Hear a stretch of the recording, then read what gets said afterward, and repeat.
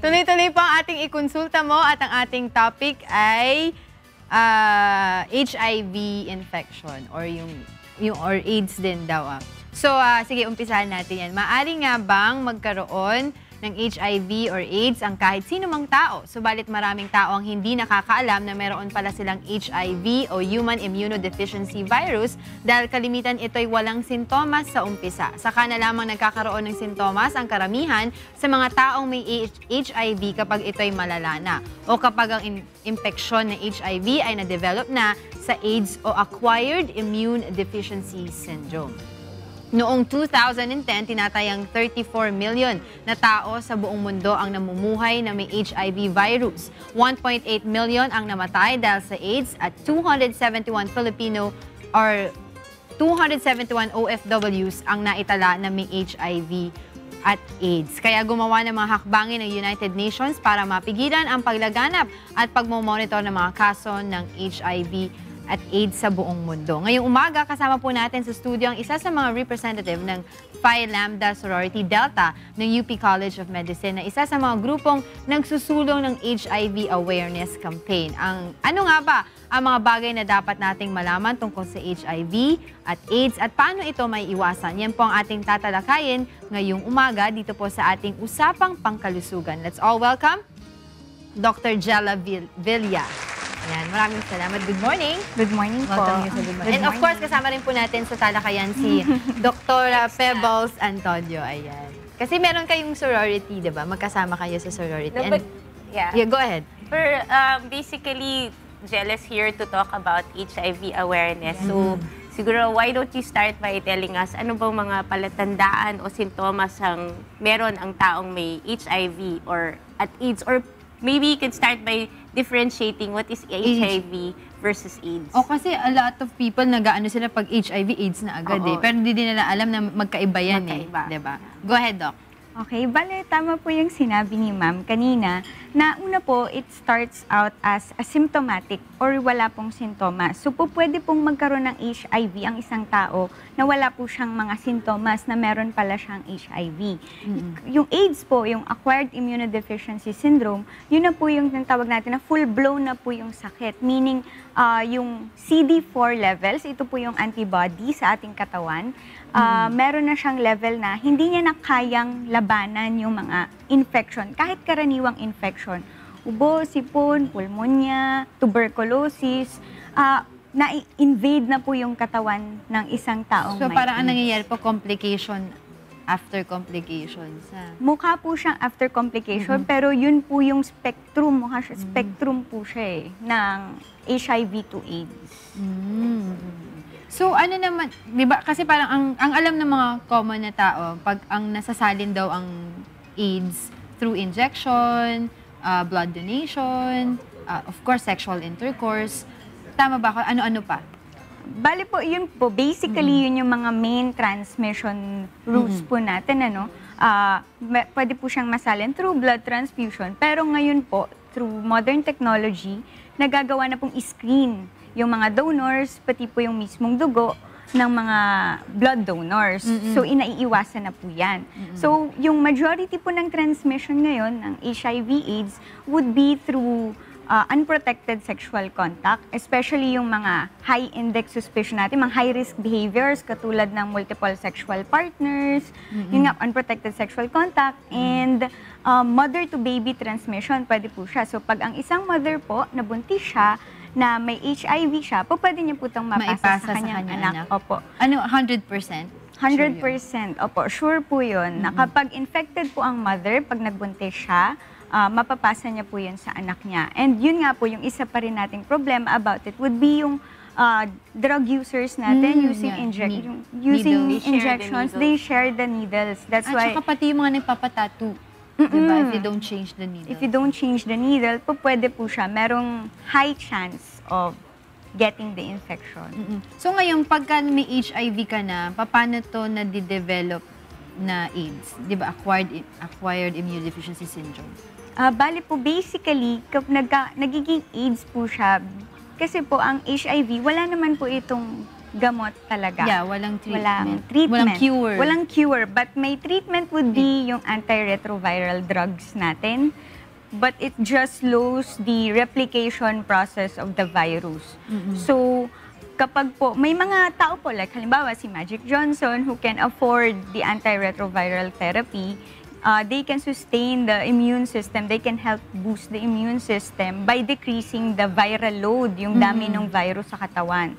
Pero the reality is, hindi naman po kasi lahat ng tao ay kasing yaman ni Magic Johnson to afford the drugs. So that's why it's a policy now that all antiretroviral drugs are free. So through these drugs, nababawasan yung virus, so it prevents the development of the disease. Pero basically, once you have the infection, once you have the virus, you have it na po forever. Oo. So, yung organization, yung sorority niyo ni Doc Pebbles, ano yung mga activities na ginagawa niyo or campaigns na ginagawa niyo para magkaroon ng awareness yung mga tao? At saka yung mga may mga HIV, may mga AIDS na infected na mga tao ay mag-come out para sabihin na nila yung totoong kalagayan nila. Opo. Bali, our sorority, the Phi Lambda Delta sorority of the UP College of Medicine started the HIV awareness campaign entitled Empowered, with red as yung huling letters ay capital red, meaning yung red ribbon representing AIDS awareness.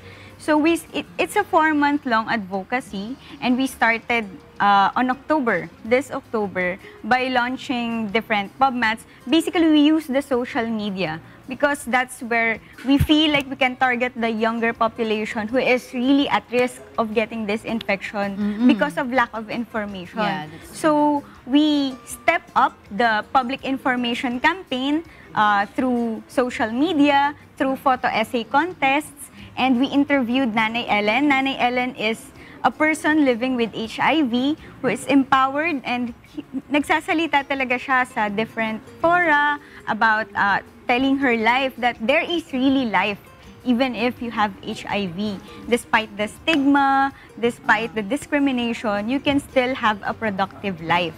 So our culminating activity would be the Red Party on February 7. This is a party actually initiated by Dr. Edsel Salvania of the UP College of Medicine. It came from Australia, and they conducted the first Red Party here in the Philippines last 2009. And we want to follow through with that campaign. So our beneficiary would be the infectious diseases section of the Philippine General Hospital, for them to avail of the viral load machine to diagnose HIV/AIDS patients. It costs around 700,000 pesos. So, paano yun? Every year, iba-ibang hospital magiging beneficiary ng event na to? Do you plan on doing that? That can be a possibility. But for now, our focus PGH really muna. is PGH, because PGH is the catch-all hospital of all these patients. And it has a center for HIV patients po talaga. We have to clear lang sa televiewers natin kasi iba ang common notion nila, Doc, 'di ba? Pag may AIDS ka, ayaw ka nila lapitan, baka mahawa sila. Hindi sila mahawa through that, 'di ba? Yung Question, Doktora, sa grupo ng mga matatanda. Okay, so Parang merong hindi, dito lang, ito lang. Buti na lang nandito ako sa bata. Doon lang sila eh. Hindi, kasi yung mga common mistakes, na kagaya limbawa sa mga utensils, yung pinag-iingatan dahil baka daw, oy, ingat ka ng baka mamaya merong may AIDS yan. Nakakakuha ng AIDS sa pag-upo sa toilet. So, hindi nga, yun yung gusto nating maiano. So, hindi pwedeng ma-acquire ang AIDS pagka gumamit ka ng bathroom na ginamit ng meron. hindi po. Hindi. So, ganun din sa utensils. Opo, No. What about kissing? hindi rin po. Kahit na through saliva ay halimbawa may cut sa bibig yung takes lalaki, balance of yung saliva babae para- ay may AIDS or things like that. Actually, pag may cut po, yung halimbawa may sore sa bibig or may Oo. open wound sa bibig, may chance, there's a higher chance, pero basically, hindi po ganon yung main transmission niya. Na through kissing. Through kissing, no. Ito po, thank you for bringing that up, Yes, sir. please. Because these common misconceptions just add fear sa public. So, hindi po nakakahawa ang HIV or AIDS through kissing, through sharing utensils, or through sharing the same bathroom, hindi po sa ganun. So, yun po yung sinabi natin kanina, like unprotected sex, sharing needles sa mga drug users, at saka po yung mother-to-baby transmission.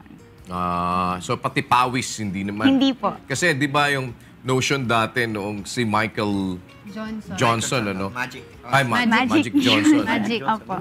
Oh, basketball player, di ba?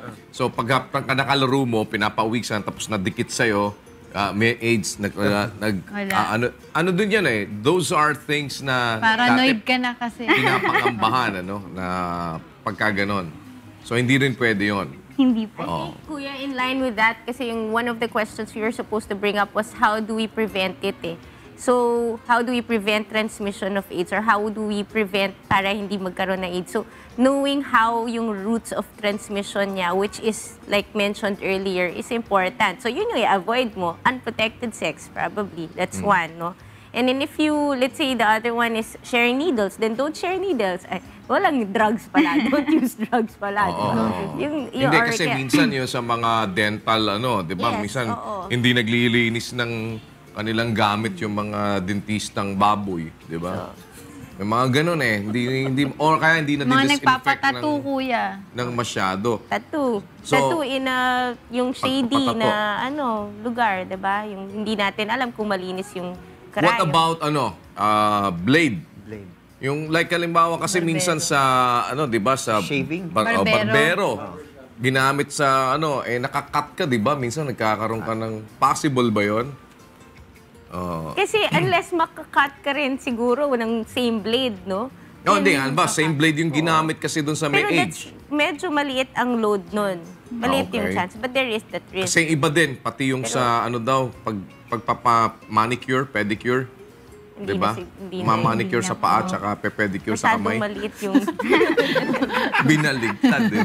Hindi, yun yung sinasabi nila na kaya magdala ka daw ng sarili mong Sarili. gamit or things like that. Pagka halimbawa, nagpunta ka sa... Kasi baka hindi nila disinfect, Yeah. nagamit sa may AIDS, tapos magamit sa'yo. Mahawa Siyempre, ka. nasusugatan ka. So, possible yun sa mga entry na Very gano'n. low yung Risk. risk. Pero low. But there is still that risk, no? There is Halimbawa, always that kagaya chance. nun, nagmi-mix martial arts kami. Tapos, yung kalaban mo merong AIDS. Tapos, medyo nag-bleed siya, nagkayakap kayo, nagkadikit kayo. Possible ba yon? Hindi, kuya eh. Kasi dapat parang direct inoculation eh. Dapat, let's say, yung needle mo has high load, tapos it's directly inoculated into your bloodstream. So, hindi, halimbawa, di may cut ako sa... Pero hindi yung direct inoculation. Tapos may cut din siya, nagkadikit kami, pareho kami may cut. Hindi Hindi siya direct inoculation kasi hindi directly to your blood. There's a small cut. Andun palagi yung risk mo. Pero if you're talking about the probability of getting the infection, chances hindi it's- mataas. Hindi siya mataas. As compared Hindi doon yung sa talagang... 100% na mother to baby or But better yet, avoid better that. yet. Better yet avoid. Pagka alam mo na merong HIV virus. Pero marami bang talagang ikinakamatay talaga HIV yung nagiging kasi di ba pagka sinabi nila HIV nag-develop into AIDS, yung immune system ang nadadali.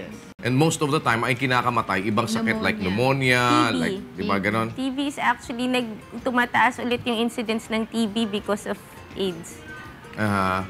So TB, parang hindi mo na masyado mapagaling yung TB dahil may AIDS. Kasi very poor yung immune system, kuya. Hindi niya kaya labanan kahit na nag-antibiotics. So yan, kailangan ingat kayo sa... At saka yun nga, andyan na. Oh, sige, salamat Angela. Natanong lang, di ba? Para at least alam ng mga... Oo nga, kuya. Mga matatanda. Kaya nga Kasi ngayon, nung bata kuya. kami, wala pa yan eh. Oo, nung panahon namin, tulo lang. At saka STD. ano yun, mga Vietnam Rose. Ano yung Vietnam Rose? Antibiotics lang naman ang katapat Oh, ng mga ganun eh. Alamansi nga lang daw ginagamit nila. It's a kind of a venereal disease. Chlamydia yun, di ba? Di ba? Chlamydia? O parang Or VD I din can't yun. remember. Hindi nyo alam yung Vietnam Rose? Naririnig ko siya po. Alam ko, hindi na namin naabutan. Gonorrhea daw, gonorrhea. Tequila Rose. Pero alam mo, kuya, kaya ngayon ang tumataas yung bilang ng mga nagkaka-AIDS. Lalo na ngayon may pinopromote silang bagong dating sa atin na website, yung Ashley Madison. grabe Na ang tagline pa nila, Bagong website. life is short, have an affair. Can you Bagong imagine campaign that? din sa Nagpo-promote ng ano, ng Having an affair. Yeah, kuya. having an affair. bad talagang ano. Bagay, hindi naman ano hindi nakataka-taka eh. Ngayon, di ba, pinopromote na nila yung pagiging ateista. Na hindi maniwala, na huwag ka maniwala. Sabi, meron sa Europe, may mga buses nakalagay, there's probably no God. So, enjoy your life. Parang gano'n nilalagay nila. Di wala ng takot ang mga tao. Well, that's the reason why, di ba? Parang kublihan mo yung ginagawa mo na mawala yung guilty feeling mo. Huwag ka maniwalang medyos yun ang ginagawa ng iba. Pero napakaklaro naman, medyos yun talaga. Di ba? Hindi naman pwedeng, hindi ka Wala. makakaligtas sa kamay ng nasa taas. Ayan, kaya tiga mo, napakaganda ng mga nilalang ng Diyos. Pumaligid, kung lumingon ka lang sa paligid. Oh. Yung tinuturo mo sa TV. Yung Ganyan Ashley kuya. Madison. Yun yung nagpo-promote ng having an affair. Yan, that's it. Huwag mo na i-promote. Oo, di ba? Huwag mo pakita. Huwag mo na sabihin kasi Iwasan nyo yan. makatulong pa tayo mag-promote yan. Kaya iwasan niyo yung mga anak ninyo na maggamit ng mga internet, magbubukas ng hindi nyo na guide. Di ba? Alright, Angel. Okay, Doctora, once again, why don't you invite our televiewers So, dun sa event ninyo? Opo. So, we invite you to first like our page, Empowered. You can search it in Facebook. And you can share. You can join the photo essay contest that we have. And then, support us through sharing the PubMats and informing those who are at high risk of getting the HIV or just those who have the same advocacy as ours to share the information and step up the advocacy on AIDS. We invite you on February 7, Red Party, be conducted in White Space, Pasong Tamo, Makati. So it's an HIV/AIDS awareness party. Okay, Doc Pebbles, anything to add? In line with that, we also have one important project na actually I wanted to talk about today, but it's really, it's about breastfeeding naman. Can you just give us a very short spiel because time is running out? Okay, so our other project, this very important project of ours is entitled Milk Matters. It's actually a national finalist for the 10 Accomplished Youth Organizations held by the National Youth Commission, Senator Bam Aquino, and the Tayo Foundation. Basically, there is a problem in PGH NICU, Neonatal Intensive Care Unit. They are just getting 3 liters of breast milk per day, but they need 19 liters to feed these sick babies at the ICU. So what we do is we conduct milk letting drives, we step up the advocacy through public information campaigns, and there, we set up community-based milk bank storages. Pag-uusapan pa natin yung next Wednesday, Next hopefully, Wednesday. God willing. Maraming salamat po, Dr. Thank you po. Jal Avilla. Isa po siyang UP College of Medicine student and member of the Phi Lambda Delta sorority. Thank you. Thank you po. Samantala, wag po kayo magpapalit ng channel dahil magbabalik ang Good Morning, Kuya!